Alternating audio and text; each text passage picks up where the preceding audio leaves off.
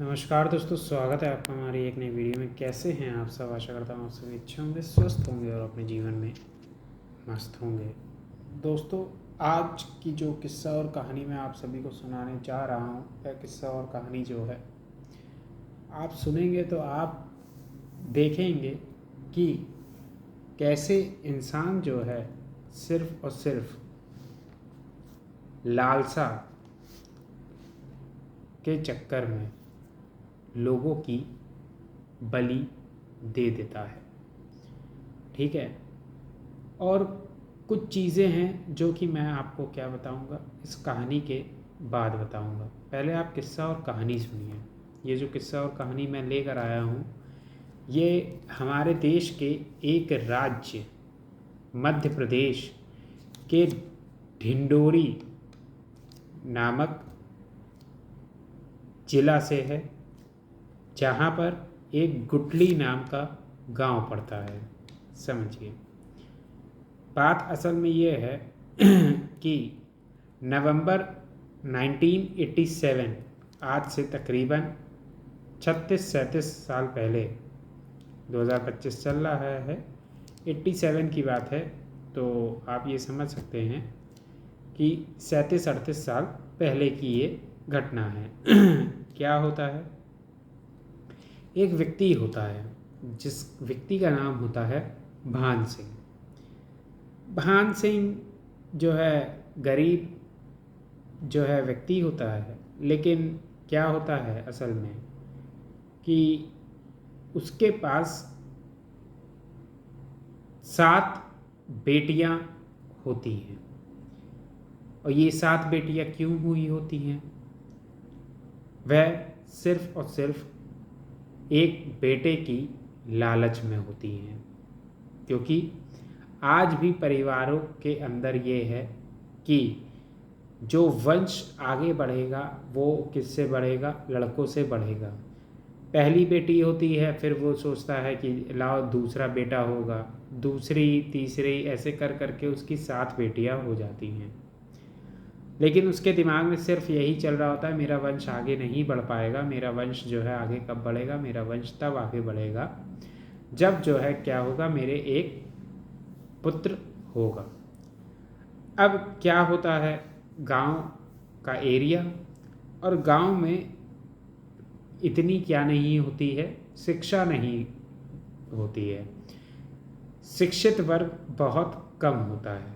समझिए, आज के समय में 2025 की मैं ये बात कर रहा हूँ, तो जिस समय ये घटना घट रही है उस समय आप सोच सकते हैं शिक्षा का स्तर क्या होगा, कितना निम्न होगा, कितना नीचे होगा, और गांव जैसे एरिया में। तो बात यही हुई कि शिक्षा थी नहीं, तो गांव में क्या होते हैं, तंत्र मंत्र तांत्रिक, आज से नहीं पिछले हजारों सालों से ये सारी चीज़ें जो है चलती चली आ रही हैं। इंसान किसके? तांत्रिक के चक्कर में फंस जाता है। तो वैसे ही एक जो है तांत्रिक होता है, उसके पास वह व्यक्ति पहुंचता है और कहता है, हे तांत्रिक बाबा, एक काम कर दो मेरा, मैं तुम्हें जो हूँ क्या करूँगा, तुम्हारी हर इच्छा पूरी करूँगा, जो इच्छा तुम कहोगे, बस मेरी एक इच्छा पूरी कर दो कि मुझे पुत्र रतन की प्राप्ति करवा दो।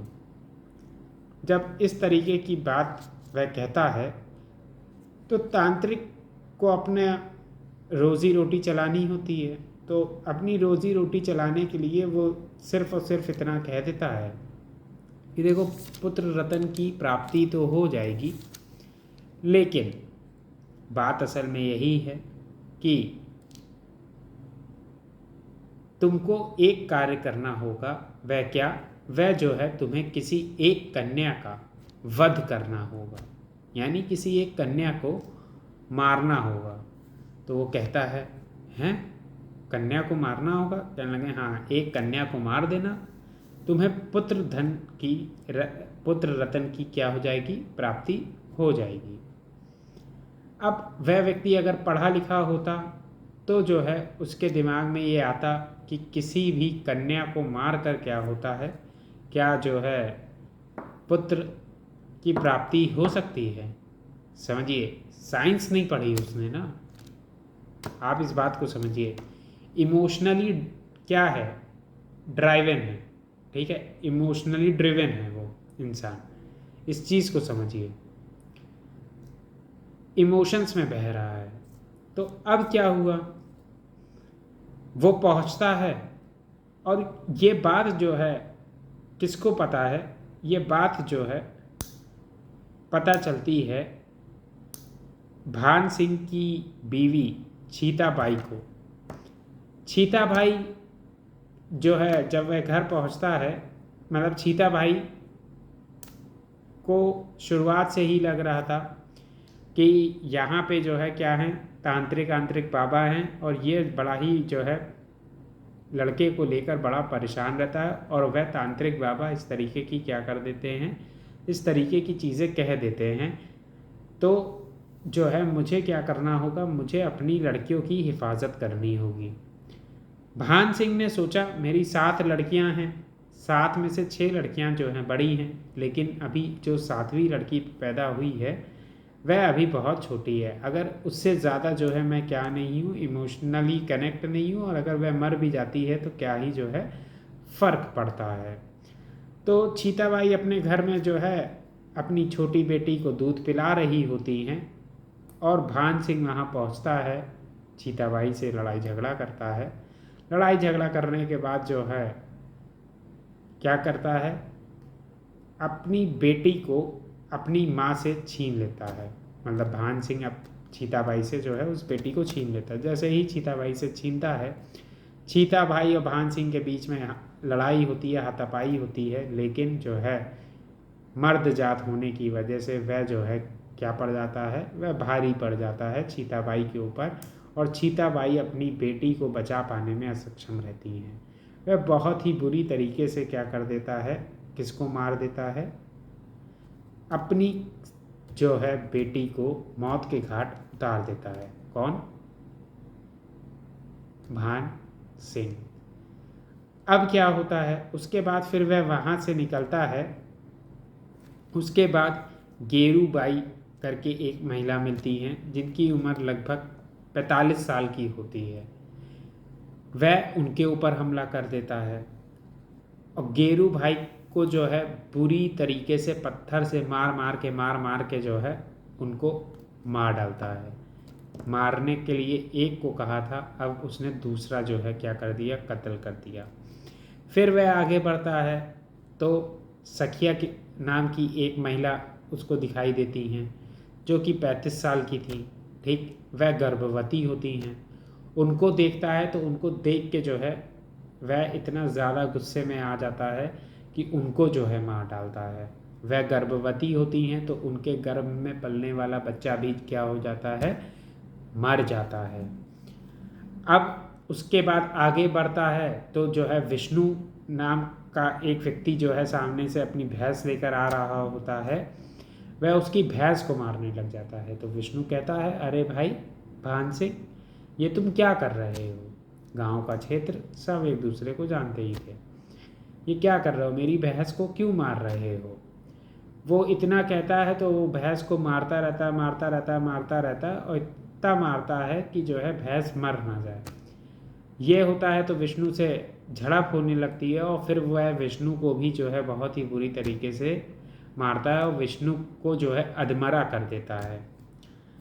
इस तरीके से वह जो है 4-5 लोगों की जो है जान ले लेता है और जो है एक भैंस की भी वह जान लेता है।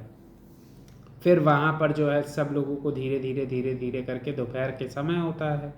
दोपहर के समय कुछ लोग सो रहे होते हैं, कुछ लोग खाना पानी वो पी रहे होते हैं, समझिए, कुछ खाना खा रहे हैं, कुछ पानी यानी पी के जो है सब आराम करने गांव में कई बार चले ही जाते हैं। तो शोरगुल जैसे ही मचना शुरू होता है, ठीक है, तो धीरे धीरे जो है आदमी को पता चलता है कि यहाँ ये हो रहा है, यहाँ ये हो रहा है। तब तक जब तक सब लोग जो है क्या होते हैं, सब लोग जो है चौकन्ने होते हैं, तब तक भान सिंह इन हरकतों को कर चुका होता है और कई लोगों को मौत के घाट उतार चुका होता है।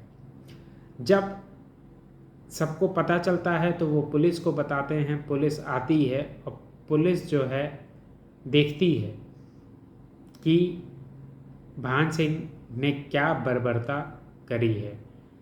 पुलिस पहुंचती है, देखती है कि अपनी बेटी को मार दिया, फिर जो है गेरूबाई को मार दिया, सखिया को मार दिया, और पता चलता है कि विष्णु को देखती है तो विष्णु जो है सांस ले रहा होता है। विष्णु जब सांस ले रहा होता है तो वो पहुंचती है पुलिस लेकर उसको अस्पताल। लेकिन विष्णु की किस्मत इतनी अच्छी नहीं होती है और विष्णु क्या होता है, वहाँ पे अस्पताल में मृत घोषित कर दिया जाता है 24 घंटे बाद। 24 घंटे बाद विष्णु की मौत की खबर आती है और फिर उसके बाद भान सिंह को अरेस्ट कर लिया जाता है पुलिस के द्वारा। भान सिंह को जब अरेस्ट कर लिया जाता है पुलिस के द्वारा तो भान सिंह के ऊपर मुकदमा चलता है। अब बात असल में ये होती है कि भान सिंह की जो पत्नी होती है, अगर देखा जाए तो 6 बेटियां हैं और एक पत्नी क्या काम करती है कि मेरी बेटी को ही तो मारा है, क्या फ़ायदा, समझिए। बल्कि 6 बेटियों का क्या करना है, 6 बेटियों को जो है लालन पालन करना है। एक महिला इस तरीके से सोचती है, ठीक है। और एक महिला ऐसी होती है जो कि सही होती है। कौन होती है सही? वह महिला वो होती है जो कि भान सिंह की पत्नी थी।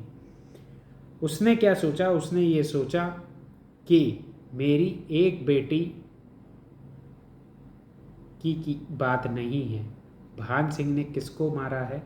भान सिंह ने एक 45 साल की, एक 35 साल की महिला को, एक जो है आदमी को, ठीक है, एक भैंस को, और साथ ही साथ वह उस जो है इंसान को मारा है, उस शिशु को मारा है जो कि क्या है, जो कि इस दुनिया में अभी आया भी नहीं है। सिर्फ मेरी एक बेटी का ही सवाल नहीं है, बल्कि इतने लोगों को जो है किसने मारा? भान सिंह ने मारा। जब इस चीज़ को वह देखती है तो वह जो है बड़ी ही क्या हो जाती है, गुस्से में भर जाती है और वह कहती है भान सिंह के खिलाफ गवाही मैं दूंगी। वह जो है निचली अदालतों में जब कार्रवाई हो रही होती है तो भान सिंह के अगेंस्ट में जो है क्या देती है, अपना स्टेटमेंट देती है अदालत के सामने, अपनी गवाही देती है और कहती है कि इस व्यक्ति ने जो है बहुत ही बर्बरता से क्या किया, मेरी बेटी को मारा और बाकी सभी लोगों को मारा। उसके बाद भान सिंह को क्या करी जाती है, लाइफ इम्प्रिजनमेंट की सज़ा दी जाती है। आगे चलकर ये केस जो है बड़ा ही पेचीदा बन जाता है। ये कह दिया जाता है कि भान सिंह क्या था, भान सिंह जो है दिमागी तौर पर बहुत ही कमज़ोर व्यक्ति था, ठीक है। वह बहुत ही ज़्यादा क्या हुआ, समाज के द्वारा प्रताड़ित किया गया। समाज ने कहा कि तुम क्या हो, तुम नामर्द हो, और जो है तुम ऐसे हो, तुम वैसे हो, तुम्हारे क्या नहीं हो रहा है, तुम्हारे जो है लड़का नहीं हो रहा। तो समाज जो है कहीं ना कहीं उसको प्रताड़ित करता था, तो वह उस वजह से अपने मानसिक संतुलन जो है खो बैठा था। तो इस वजह से उसने इस तरीके की क्या कर दी, उस तरीके की बर्बरता कर दी। अच्छा, मैं आपको यहाँ पे ये बता दूँ कि निचली अदालतों ने पहले क्या काम किया था। पहले जो है ये वर्डिक्ट आया था, हाँ, निचली अदालत ने ये कहा था कि जो है इसने इतने लोगों को मारा है तो इसको जो है तब तक फांसी के फंदे पे लटकाया जाए जहाँ पर क्या हो, जहाँ पर इसको वो हो, अरे सॉरी टू से, जहाँ पर इसको फांसी के फंदे पर तब तक लटकाया जाए जब तक इसकी जो है सांस ना निकल जाए, ठीक है। क्योंकि इसने इतने लोगों को जो है क्या किया है, इतने लोगों को मौत के घाट उतारा है। फिर जो है जब ये बात हुई कि ये मानसिक संतुलन क्या है, खो बैठा है और सारी चीज़ें हैं, तो ये हुआ कि भैया अब जो है क्या काम करो, ये अगर जो है मानसिक तौर पर क्या है असंतुलित व्यक्ति है तो सिर्फ इतना करो कि इसको जो है क्या लाइफ इम्प्रिजनमेंट की सज़ा दे दो। तो ये सारी जो है घटनाएं घटी, समझिएगा, है ना, माफ़ कीजिएगा, डकार कभी कभार आ जाती है बनाते समय। तो ये मैं सारी चीज़ें रॉ और रियल रखता हूँ, ये बात आप सभी जानते हैं, ठीक है।